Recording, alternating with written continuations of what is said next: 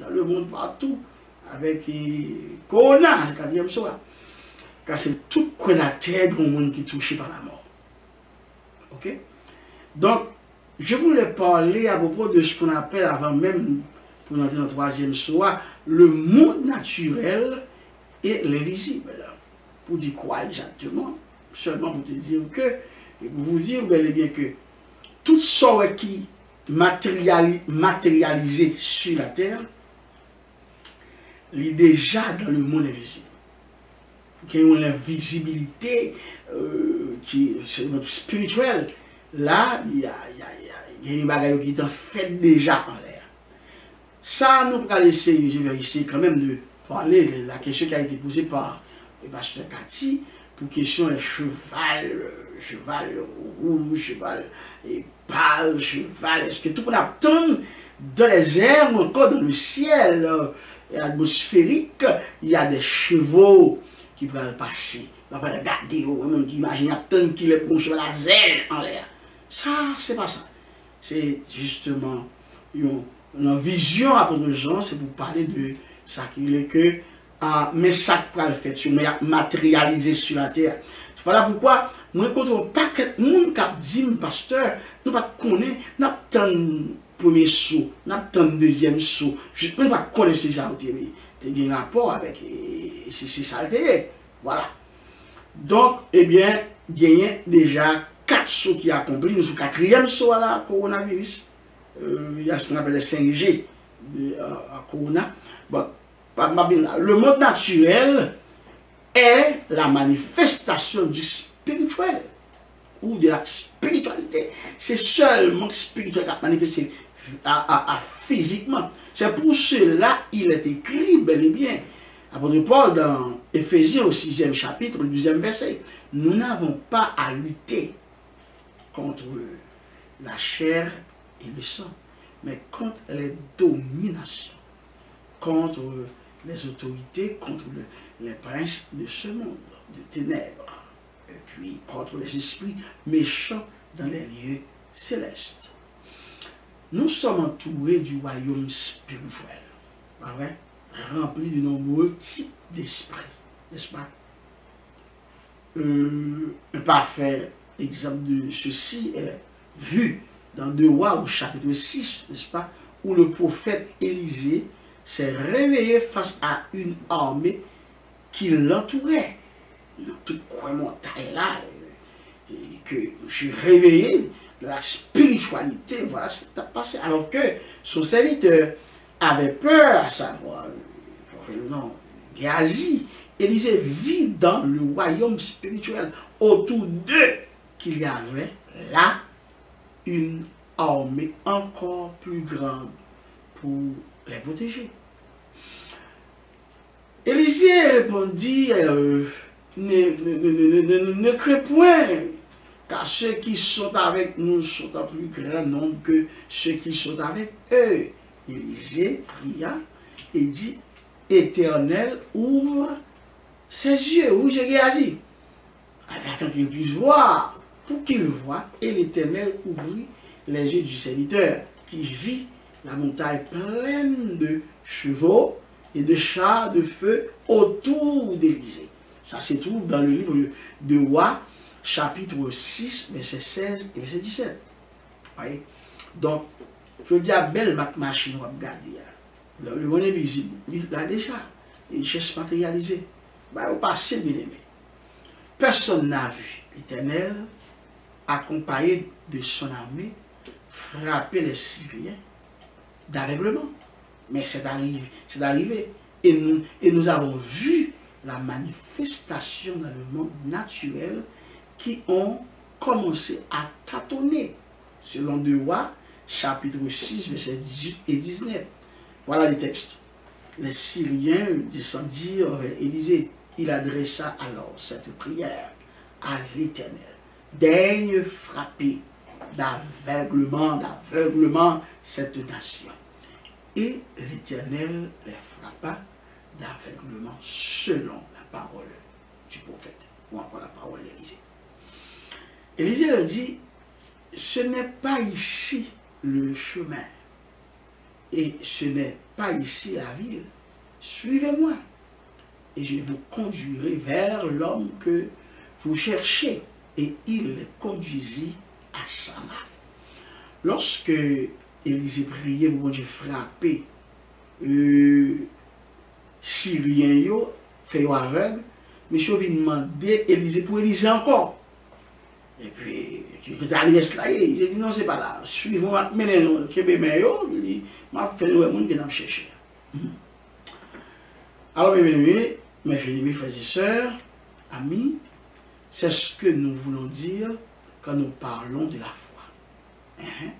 Une démonstration des choses invisibles, c'est-à-dire celles que nous ne voyons pas. Hébreux, chapitre 11, verset 1er. La foi appelle dans le naturel ce qui existait déjà dans le spirituel. C'est ce que la foi fait. Les provisions sont là, dans l'invisible, dans le monde invisible, mais avec la prière, les provisions sont là,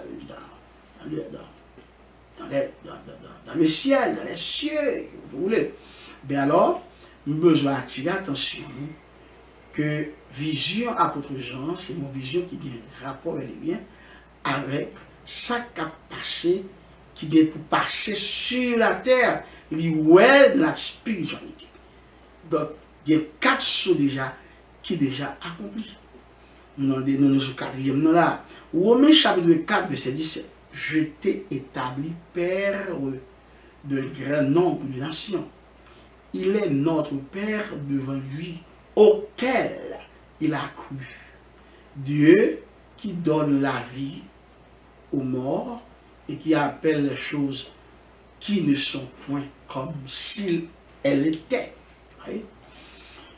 Comment savons-nous que les choses que nous voulons existent déjà? Comment? Regardez notre Sauveur Jésus-Christ de Nazareth qui dit en Matthieu chapitre 6, verset 31 et verset 33.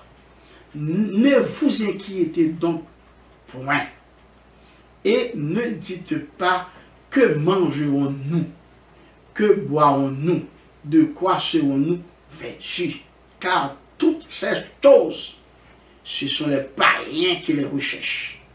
Votre Père céleste sait que vous en avez besoin. Voyez? Et mon Dieu pourvoira à tous vos besoins selon sa richesse, avec gloire, en qui? Pas en pasteur Gaspard, pas en pasteur Yaoudi, personne Haïti ou partout, mais en Jésus-Christ de Nazareth. C'était justement Philippiens chapitre 4, verset 19. Dieu est là avec nous, il est esprit, il existe un monde invisible pour qui ait un rapport avec Dieu, et un monde invisible qui a un rapport avec le diable. C'est clair. Alors, il nous est très difficile de voir le côté spirituel de la vie, et même quand cela arrive, nous avons tendance à l'expliquer avec une pensée rationnelle et logique. Tandis que, là, le serviteur Job, au milieu de toutes ses souffrances, ne savait pas qu'il avait un pari sur son dos. L'ennemi qui est le diable lui-même était celui qui surveillait chacun de ses mouvements et qui le frappait. Ça se trouve dans Job, chapitre 2, verset 6 et 7. L'Éternel dit à Satan, voici, je te le livre seulement, épargne sa vie. Et Satan se retira de devant la face de l'Éternel, puis il frappa Job d'un ulcère malin, depuis la plante du pied jusqu'au sommet de la tête. Satan méchant pile. De plus, le sacrificateur qu'on appelle Josué, vous vous souvenez, ne savait pas que, non plus que le diable portait des accusations contre lui, essayant de détruire son image, en habillant de vêtements sales. Je veux dire, charger mon cap victime, quelque bagaille qui a planifié sous le dos dans mon invisible là. Voilà, on va prier, on dit, bon Dieu, qu'il contrôle, et on donne des anges pour qu'il contrôle ce monde invisible. qu'a planifié. Et surtout quand on est dans la vérité et qu'on veut dire la vérité et que vous aimez la vérité et vous aimez toujours dans le sens de sanctification de dire la vérité telle qu'elle est. Il y a des lots, il y a des accusations, des plans qu'a construit contre vous dans le monde invisible. Alors, dans Zacharie au chapitre 3, verset 1er, il me fit voir Josué, le souverain sacrificateur. Un homme droit, debout devant l'ange de l'Éternel. Et Satan, qui se tenait à sa droite, pour faire quoi? Pour l'accuser. Consultez votre Bible en Zacharie, chapitre 3, verset 1er. Frères et sœurs, il est à noter que cette scène n'a eu lieu que dans le spirituel, dans ce monde invisible. Selon Zacharie, 4e chapitre, verset 1er, l'ange qui parlait avec moi revint et il me réveilla comme un homme que l'on réveille de son sommeil. Vous voyez?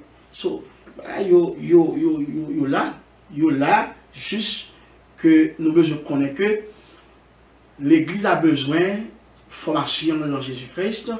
Les leaders chrétiens doivent enseigner le peuple de Dieu, les rois et les êtres de Dieu, pour que vous compreniez que l'Apocalypse, là, une grande partie là-dedans, c'est spirituel, qui manifeste déjà, il y a peu qu'on fait. Si l'ange de l'Éternel, à savoir Jésus-Christ, pas vrai, n'intervenait pas, le sacrificateur se réveillerait un jour et se retrouverait au milieu de certaines accusations, sans en connaître la cause. Zacharie chapitre 3, verset 3 et 4. Zacharie chapitre 3, verset 3 et 4. Au milieu de certaines accusations, sans en connaître la cause, mais textuellement dit, or vos yeux étaient couverts de vêtements sales. Aucun dossier sale qui se dos. Et il se tenait debout devant l'ange. L'ange prenait la parole, dit à ceux qui étaient devant lui, ôtez-lui les vêtements sales. Puis il dit à Josué, vois, je t'enlève ton iniquité et je te revêts d'habits de fête. Je dis à l'homme Jésus-Christ pour la go, oui, pour le retirer la sale qui se dos là. Accusation, discrimination, yo ba là. Accusation pour te poser en prison pour vous fermer. Accusation, bagay qui va sembler avoir du tout, mais qui semble bon pour vous. C'est Jésus pour camper, oui. Un ange ordonné. Car si l'ange de l'Éternel, à savoir Jésus-Christ, s'il n'a pas fait intervention, eh bien, sacrificateur Josué, il met levé par Josué et il a mené en place spécialement le sacrificateur Josué. Bien-aimé, très prudent. Tout cela pour expliquer quoi? La manifestation des esprits de l'Antéchrist, chevauchant les chevaux. Ces événements se produisent réellement dans les royaumes spirituels. Belzébul tombé, et il est à terre au nom de Jésus. Alors que la prière, c'est mieux parce que il n'y a pas justement utiliser le moment pour les automatiquement faire bouger les dégâts. Mais rester connecté, rester campé, rester avec moi, et toujours appliquer le sang de Jésus pour couvrir l'esprit dans mon corps. C'était combat. Ok? Et moi-même, pas de repos pour moi. C'est travailler jusqu'au bout. Donc, tout ça qui a passé là, pour nous expliquer, l'Antéchrist là, où il a manifesté là, il est déjà là.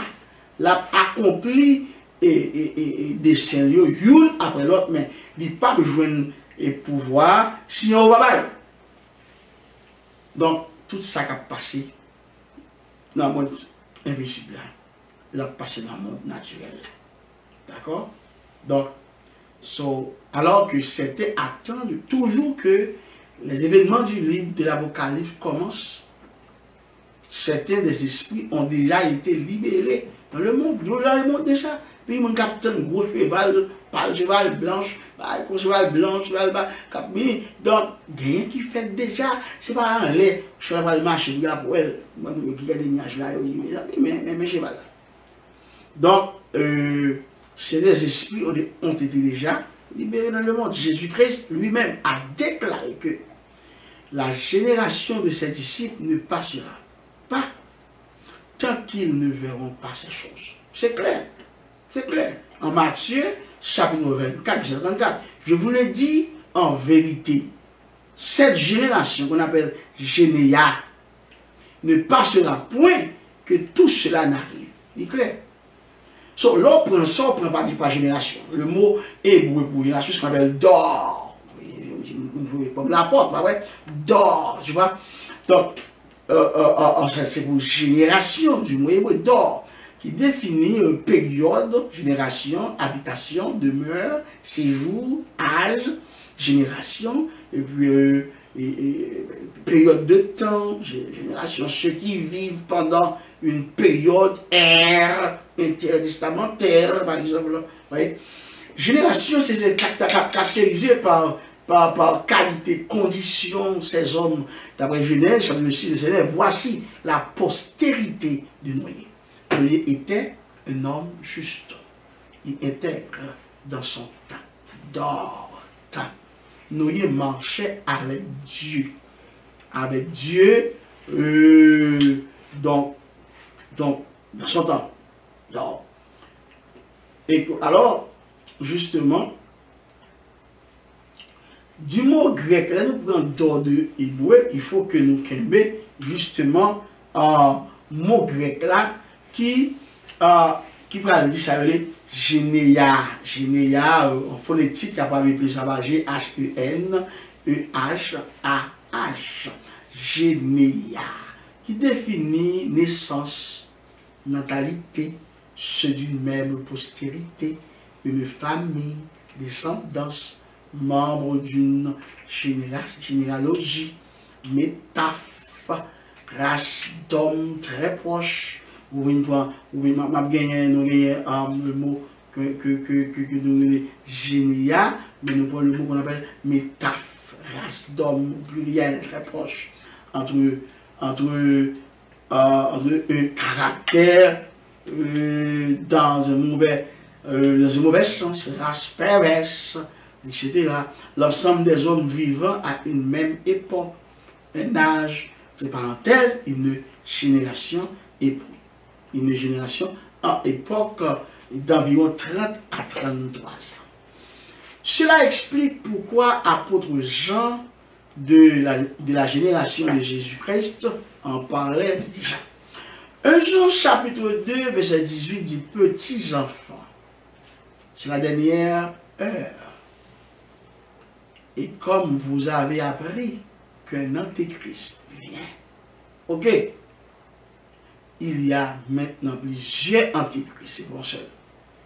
Par là, nous connaissons que c'est la dernière heure. Génération fait référence à toutes les personnes nées et vivant à peu près à la même époque. C'est quoi une génération? Par conséquent, il est logique de reconnaître que nous vivons actuellement la réalité des 7 sauts que nous expérimentons déjà ces effets. So, en résumé, la semaine dernière, nous avons vu l'ouverture du premier saut qui a eu lieu quelques temps après la résurrection de Jésus-Christ. Pas vrai? Alors l'esprit de l'Antéchrist, sur un cheval blanc, a répondu la fausse religion en essayant de conquérir le monde. L'Église catholique, quoi. Cet esprit se manifeste dans l'Église catholique. Nous avons également parlé de l'ouverture du deuxième sceau qui a libéré le cheval dans le monde. Celui qui le montait reçut quoi? Le pouvoir d'enlever la paix de la terre. C'est déjà expliqué en Apocalypse 6e chapitre 4, pas vrai? Maintenant, nous sommes maintenant dans l'étude encore au troisième saut. Oui, le troisième saut, c'est justement la vie chère. La vie chère. Oui. So, Apocalypse chapitre 2, verset 5 et 6, troisième saut, la vie chère. Et on a réalisé que il paraît de tout coin la terre comme la vie chère. Disons, en respectant la lecture, nous allons lire l'Apocalypse chapitre 6, verset 5 et 6. Quand il ouvrit le troisième sceau, j'entendis le troisième être vivant qui disait, viens. Je regardais, voici, parut un cheval noir. Celui qui le montait tenait une balance dans sa main. Je te dis, au milieu des quatre êtres vivants, une voix qui disait, une mesure de blé pour un denier et 3 mesures d'orge pour un denier. Mais ne fais point mal à l'huile et au vin. L'évangile, c'est ici. Matthieu chapitre 24, verset 7, une nation s'élèvera contre une nation, et un royaume contre un royaume. Et il y aura en divers lieux des famines et des tremblements de terre. Ici, c'est des tremblements de terre, pas encore grands tremblements de terre. Le mot ici, c'est koum. Koum, qui parle bon des questions de koum, couleur sombre, obscurci, brun ou noir. Alors, à koum, le mot noir, la couleur noire est mentionnée pour la première fois en référence au salaire versé à Jacob de Laban, d'où l'économie. C'est clair? C'est la première fois la couleur noire prononcée. So, Genèse chapitre 30, verset 32. Je parcourais aujourd'hui tout ton troupeau, mais à part parmi les brebis, tout agneau tacheté et marqué, et tout agneau noir comme. Et parmi les chèvres, tout ce qui est marqué et tacheté, ce sera mon salaire. Décision de Jacob, le fils d'Isaac. Nous pouvons associer la couleur noire à des choses comme la mort et la peste. Mais sur la Bible, elle est également associée à l'économie. En fait, le noir se trouve être la couleur officielle du capitalisme. C'est très important. C'est la couleur bel et bien officielle du capitalisme. Le cavalier sur ce cheval est la famine. D'accord? Cavalier a typifié famine, gangou. Le cheval représente l'économie. Cheval là, c'est économie. Famine, dans le texte là, c'est. Alors, le cavalier qui montait cheval là, c'est gangouа. Et puis, la vie chère, et cheval là, c'est économie. Par conséquent, le cavalier est le pouvoir de l'esprit. Est le pouvoir de l'esprit, l'antéchrist sur l'économie qui entraîne la famine. Remarquez les sols dans la main du cavalier. Ok? Regardez ça. Les balances ont traditionnellement été utilisées dans le commerce. Pour faire quoi? Pour peser les produits afin d'évaluer la valeur appropriée pour la vente. Ce cavalier noir, famine, va augmenter le prix de la nourriture. Ok? Cela se produit déjà. Même la nourriture la moins chère, comme l'orge, pour l'acheter, il faudra le salaire d'une journée complète de travail. Remarquez la mention des bases économiques de l'achat et de la vente de nourriture, les nécessités de la vie. Jésus-Christ de Nazareth le mentionne dans le mot famine dans Matthieu chapitre 24c. Il y aura en divers lieux quoi? Le mot, allez-y, des quoi? Des famines. Bravo, des famines.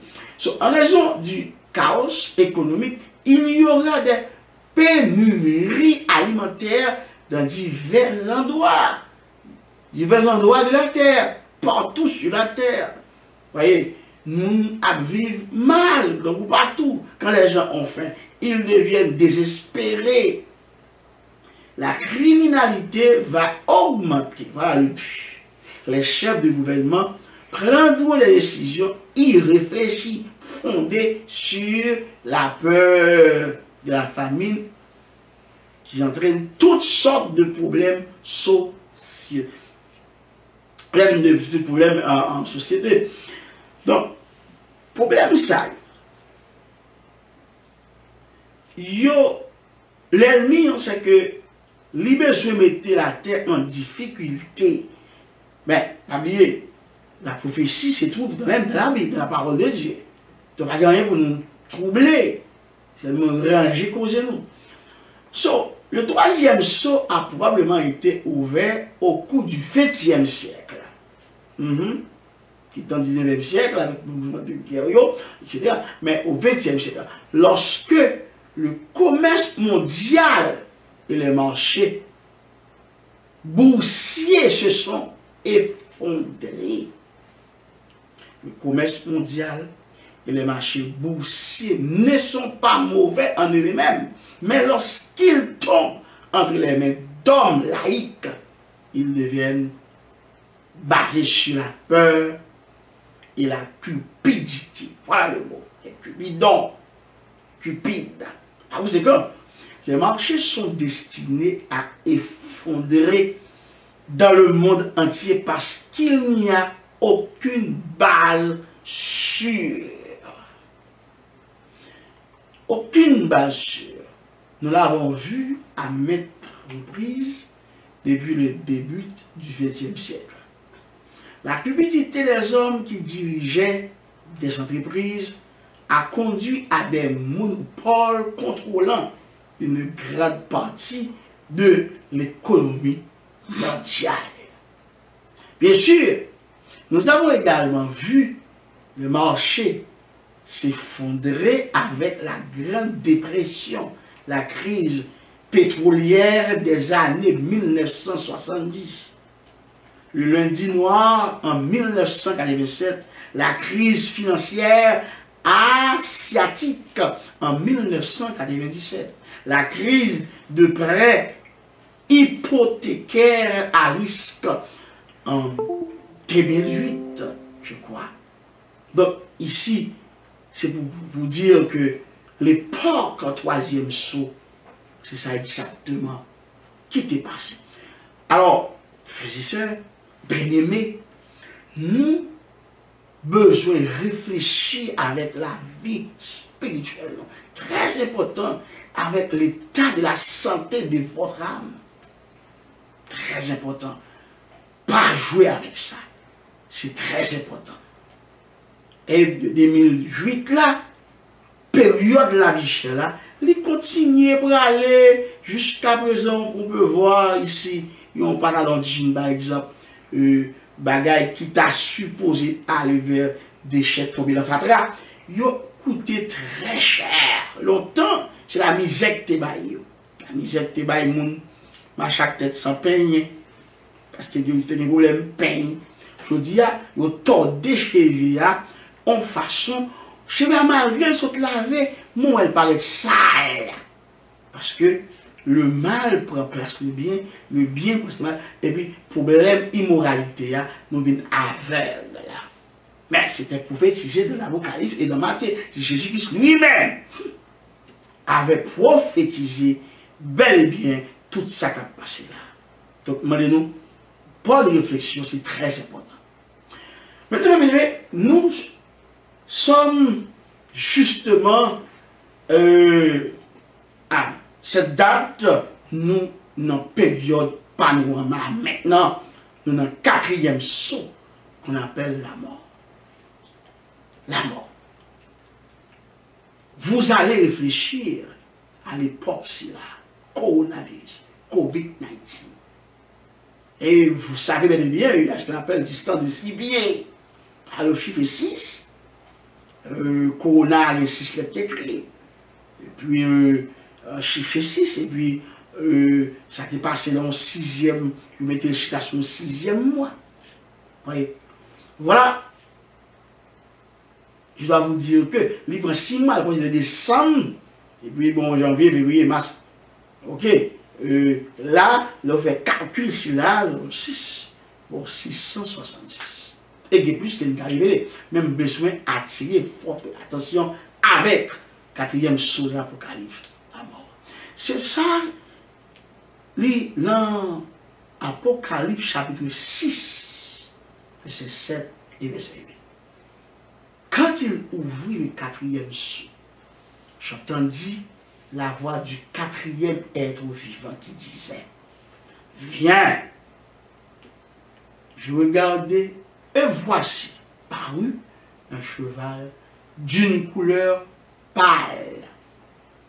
Celui qui le montait se nommait la mort. Dans la Bible. Et le séjour des morts l'accompagnait. Le pouvoir leur fut donné sur le quart de la terre pour faire périr les hommes par l'épée, par la famine, par la mortalité et par les bêtes sauvages de la terre. Apôtre l'évangéliste Matthieu, chapitre 24e, verset 7e C. Il y aura en divers lieux des famines et des tremblements de terre. Parle du mot grec, c'est ce qu'on appelle klouos. C'est vert, jaunâtre, pâle. Verte, verdure, couleur pâle. La couleur verte, nous découvrons que la couleur verte est mentionnée pour la première fois concernant les plantes vertes, donc la nature. Genèse chapitre 1, verset 30, et à tout animal de la terre, et à tout oiseau du ciel, et à tout ce qui se meut sur la terre, ayant en soi un souffle de vie. Je donne toute herbe verte pour nourriture, et cela fut ainsi. Remarquez aussi la mention des bêtes de la terre, tout comme celle mentionnée dans Apocalypse, chapitre 6, verset 8, concernant le quatrième cheval et son cavalier. Je regardais, et voici paru un cheval d'une couleur pâle. Celui qui le montait se nommait la mort. Et le séjour des morts l'accompagnait. Le pouvoir leur fut donné sur le cas de la terre pour faire quoi? Pour faire périr les hommes par l'épée, par la famine, par la mortalité et par les bêtes sauvages de la terre. Le quatrième sceau s'est ouvert au cours des 100 dernières années et en particulier l'année 2020 semble signaler une rouillée importante vers la puissance du cheval vert et du cavalier. Le cheval vert représente la nature. Donc, lorsque le pouvoir de l'esprit de l'Antéchrist contrôle la nature, cela entraînera la mort et l'enfer pour des millions de personnes sur la terre. Voilà, nous n'avons pas que tout le monde a besoin d'accepter Christ comme sauveur. Parce que cri de mort tout partout. Voilà pourquoi c'est une air lié, c'est dans l'air lié. L'on fait calcul nécessaire là. Et Corona, c'est dans le poumon. L'entrée est frappée. Il arrive dans la zone ça, il va le détruire. Mais bon, Normalement, le mot pâle en grec est en fait la couleur verte. Le cheval pâle représente la nature. Donc lorsque l'esprit de la mort, il en fait chevauche. Il en résulte la mort de millions de personnes sur la terre. Le commentaire de Jésus-Christ sur Nazareth sur les 4 cavaliers se trouve aussi dans Matthieu chapitre 24, disons, verset 5, de faux Christ. Verset 5, des guerres et des bruits de guerre. Verset 6, plus des famines. 7c. Le 4e sceau est décrit comme les pestes et les tremblements de terre. Verset 7. Vous pouvez demander comment cela se rapporte à l'Apocalypse mentionnant l'épée, la faim, la mort et les bêtes de la terre. Les bêtes de la terre peuvent également inclure les types microscopiques tels que les virus et les maladies. Les virus et les maladies. Coronavirus. Il faut aussi considérer dans la Bible, le livre qu'on appelle un Chronique, chapitre 21, verset 14 à verset 16. L'Éternel envoya la peste en Israël et il tomba 70 000 hommes d'Israël. Dieu envoya un ange à Jérusalem pour la détruire. Et comme il la détruisait, l'Éternel regarda et se repentit de ce mal. Et il dit à l'ange qui détruisait, assez, assez, retire maintenant ta main. Un ange, et besoin de saisir ça. Satan n'a pas de pouvoir ça. Dieu envoya un ange à Jérusalem. Un ange. Et Dieu, personne ne nous a ramené. Coronavirus, ça va y avoir des gens qui ont le vaccin, premier vaccin, première dose, deuxième dose, troisième dose.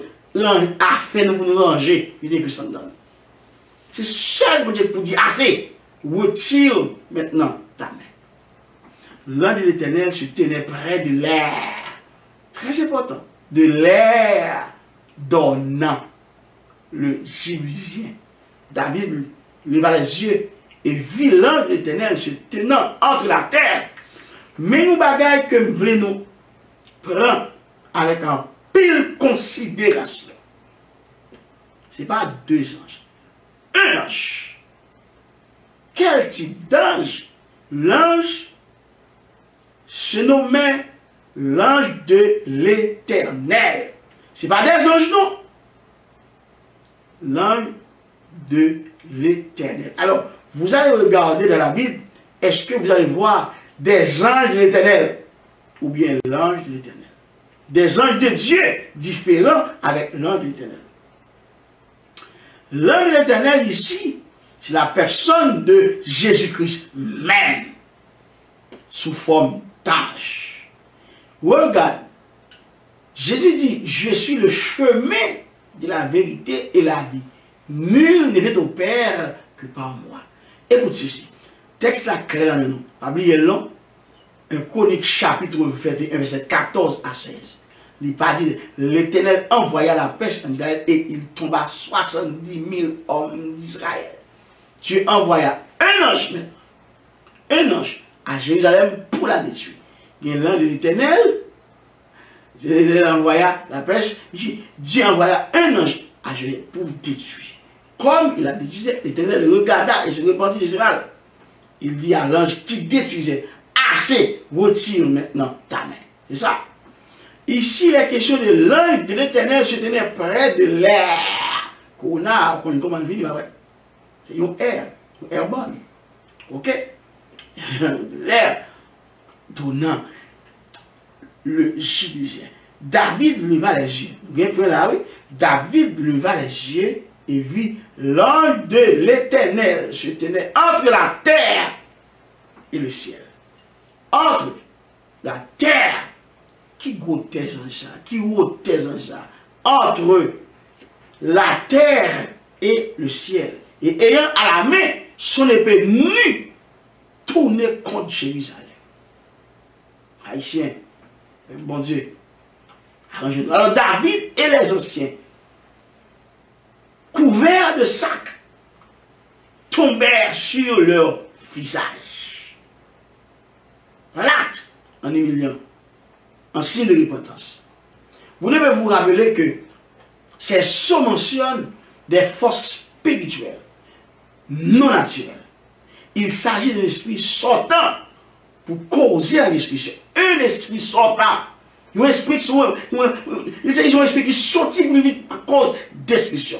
Si nous pouvions voir dans le royaume des esprits, cet esprit aurait une épée à la main. Mais son pouvoir sur la terre s'exerce dans le royaume naturel, sous forme de peste et de tremblement de terre. Il est d'abord mentionné dans le passage avec l'apparition du cheval par la présence de la mort. La présence de la mort. En Apocalypse chapitre 6, verset 8, c'est celui qui le montait se nommait la mort. Ça montait sous cheval là. Lire comment? La mort. Et le séjour des morts l'accompagne. J'approuve, bon, les cas privés, qu'on a, bagage ça, pas fait là, nous n'avons pas même jouer une mort pour nous chercher funérailles. Dieu a envoyé la peste sur Israël pour la désobéissance de David. Pour la désobéissance de David.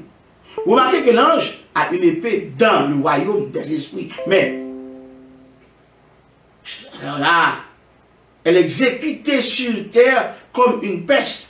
La même chose est vraie avec le quatrième sceau. Le quatrième cavalier a une épée dans l'esprit qui provoque quoi? La peste. C'est pas la peste, maladie. Et des tremblements de terre sur la terre. Il y aura, d'après Matthieu, chapitre 24, verset 7c, en divers lieux, des famines, des tremblements de terre, entraînant la faim, la mort, la destruction par les bêtes de la terre. Bêtes de la terre. C'est le pouvoir de l'esprit et la mort sur la terre. D'où la couleur verte. Chez Dieu, en ministère, couleur verte gagne rapport avec la foi. Bleu, le ciel. Mais ici, les couleurs. Attention. Tous ces chevaux, ce qu'on appelle religion, gouvernement, économie et nature, existent depuis la nuit des temps. Ce sont les forces majeures qui influencent l'homme et le cours de la vie sur la terre. Catastrophes naturelles et fléaux. Il y a toujours eu des catastrophes naturelles et des fléaux. Cependant, la distinction de la fin des temps est qu'elle sera si douloureuse pour l'humanité que sera le pire que l'homme n'ait jamais rencontré. Je vous dis à ça, regardez là. Nous prenons en face comme ça. Grand tremblement de terre. Les douleurs de l'accouchement commenceront par les grandes catastrophes naturelles et des fléaux qui tueront des millions de personnes. De telles douleurs ont probablement commencé au début du XXe siècle avec des événements tels que 24 millions de morts lors de la famine chinoise de 1907. Vous songez, en 1907, gagné 24 millions de gens qui mourent grand goût. Qu'on appelle la famine chinoise. 50 millions de gens mourent en 1918 par la grippe espagnole. 50 millions. 300 millions de morts au XXe siècle par la variole. Réfléchis. Nous connaissons de nombreuses catastrophes naturelles majeures qui se sont produites, telles que des tremblements de terre, comme Jésus mentionnait dans Matthieu chapitre 24, verset 7. Bien-aimé, en 1976, le tremblement de terre de Tangshan a fait 250 000 morts en Chine. Depuis l'année 1960, les tremblements de terre ont été enregistrés comme ayant augmenté à la fois en fréquence et en intensité.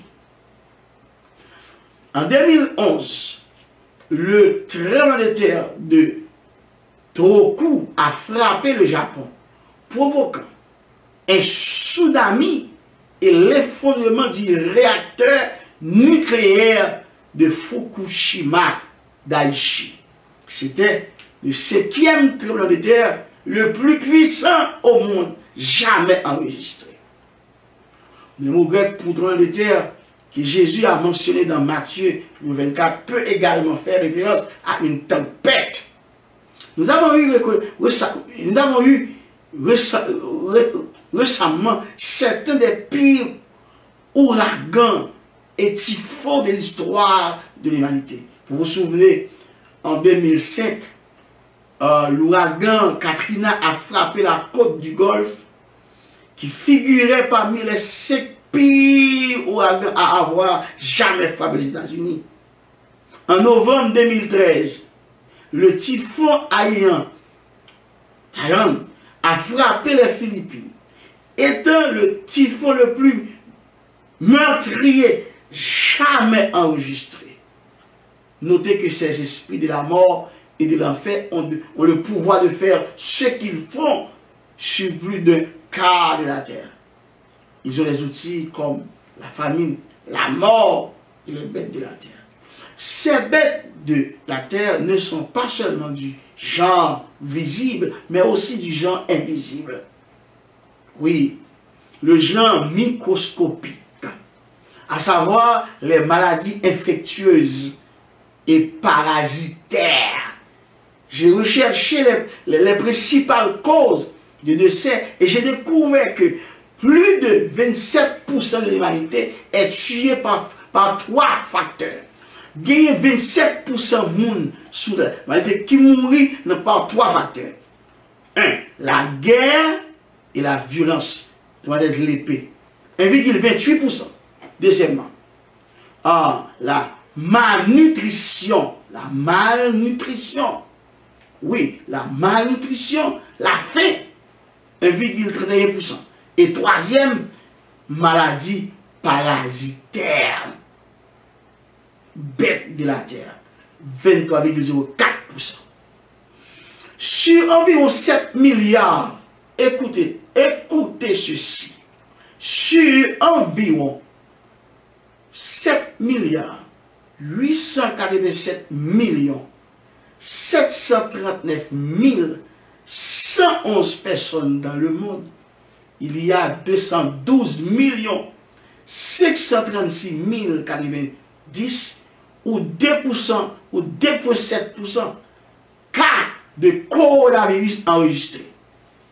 190 119 420 personnes récupérées et 4 443 388, 0,056% de la population morte.